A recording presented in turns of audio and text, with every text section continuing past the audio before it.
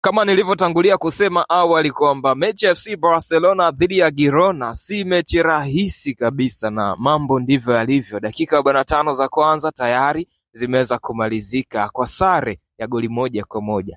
FC Barcelona walianza vizuri mechi. Dakika 13 tu ya mchezo Pedri Gonzalez akafunga bunge moja la goli. Dakika 20 ya mchezo Girona wakaamka na kuweka chuma cha kwanza, bunge moja la goli. Goli fulani hivi la acrobatic, imepigwa goli fulani hivi matata sana na Girona.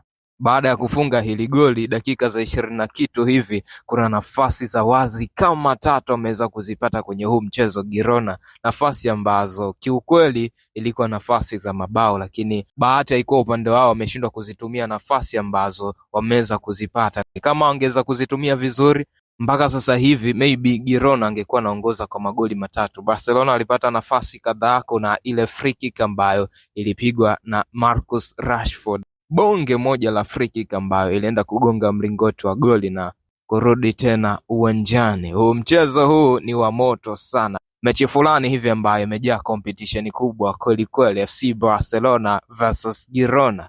Unaiona timu gani ikiondoka na ushindi katika huu mchezo? Hebu niambie hapo kwenye comment. Hapa ni Super 12, baki na sisi kwa story mob zaidi za kimichezo.